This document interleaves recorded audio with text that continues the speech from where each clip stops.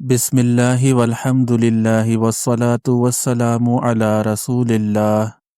ابتدائے اسلام میں جو شخص مسلمان ہوتا تھا وہ اپنے اسلام کو حد الوسع مخفی رکھتا تھا۔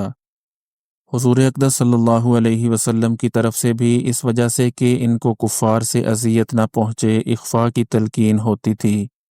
جب مسلمانوں کی تعداد 39 تک پہنچی تو حضرت ابوبکر صدیق رضی اللہ تعالی عنہ نے اظہار کی درخواست کی کہ کھلم کھلا علی الاعلان تبلیغ کی جائے۔ حضور اقدس صلی اللہ علیہ وسلم نے اول انکار فرمایا، مگر حضرت ابوبکر صدیق رضی اللہ عنہ کے اصرار پر قبول فرما لیا اور ان سب حضرات کو ساتھ لے کر مسجد کعبہ میں تشریف لے گئے۔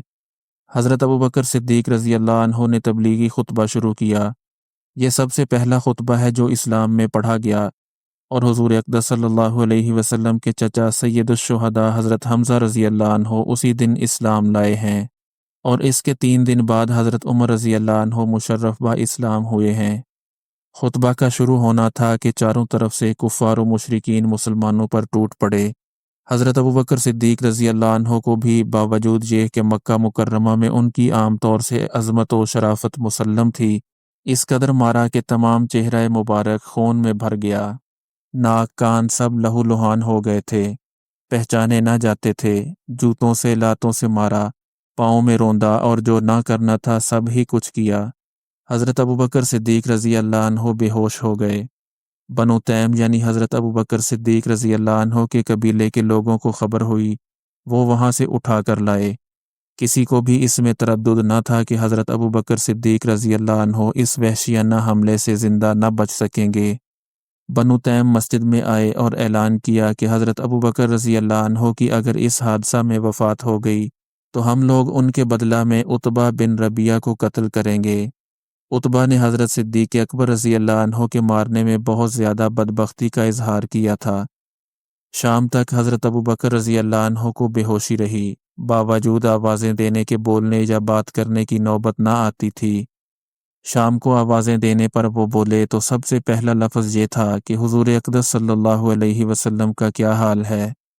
لوگوں نے اس پر بہت ملامت کی کہ انہی کے ساتھ کی بدولت یہ مصیبت آئی، اور دن بھر موت کے منہ میں رہنے پر بات کی تو وہ بھی حضور صلی اللہ علیہ وسلم ہی کا جذبہ اور انہی کی لے۔ لوگ پاس سے اٹھ کر چلے گئے کہ بد دلی بھی تھی اور یہ بھی کہ آخر کچھ جان باقی ہے کہ بولنے کی نوبت آئی، اور آپ کی والدہ ام خیر سے کہہ گئے کہ ان کے کھانے پینے کے لیے کسی چیز کا انتظام کر دیں۔ وہ کچھ تیار کر کے لائیں اور کھانے پر اصرار کیا، مگر حضرت ابوبکر رضی اللہ عنہ کی وہی ایک صدا تھی کہ حضور صلی اللہ علیہ وسلم کا کیا حال ہے، حضور صلی اللہ علیہ وسلم پر کیا گزری۔ ان کی والدہ نے فرمایا کہ مجھے تو خبر نہیں کہ کیا حال ہے۔ آپ نے فرمایا کہ ام جمیل رضی اللہ عنہا یعنی حضرت عمر رضی اللہ عنہ کی بہن کے پاس جا کر دریافت کر لو کہ کیا حال ہے۔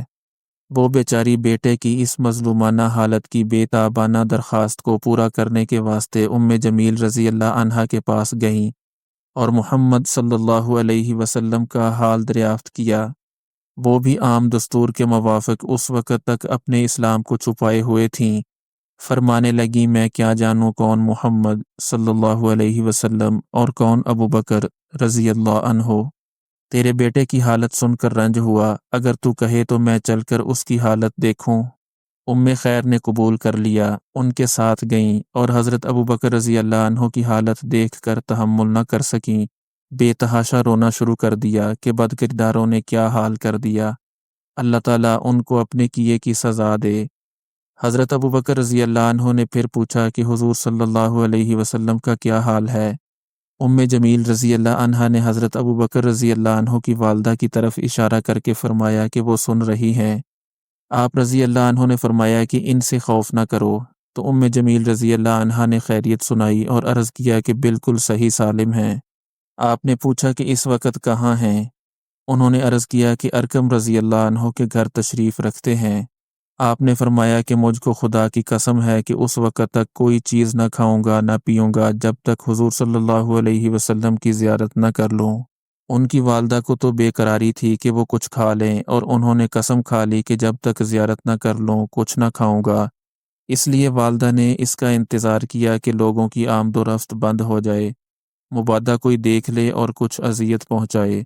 जब रात का बहुत सा हिस्सा गुजर गया तो हज़रत अबू बकर रज़ी अल्लाह अन्हो को लेकर हुजूर सल्लल्लाहु अलैहि वसल्लम की खिदमत में अरकम रज़ी अल्लाह अन्हो के घर पहुंची। हज़रत अबू बकर रज़ी अल्लाह अन्हो हुजूर सल्लल्लाहु अलैहि वसल्लम से लिपट गए। हुजूर अक़दस सल्लल्लाहु अलैहि वसल्लम भी लिपट कर रोए और मुसलमान भी सब रोने लगे कि हज़रत अबू बकर रज़ी अल्लाह अन्हो की हालत देखी ना जाती थी। इसके बाद हज़रत अबू बकर सिद्दीक़ रज़ी अल्लाह अन्हो ने दरख्वास्त की कि ये मेरी वालदा हैं, आप इनके लिए हिदायत की दुआ भी फरमा दें और इनको इस्लाम की तबलीग भी फरमा दें। हुजूर अक़दस सल्लल्लाहु अलैहि वसल्लम ने अव्वल दुआ फरमाई, इसके बाद उनको इस्लाम की तरगीब दी। वो भी उसी वक़्त मुसलमान हो गईं।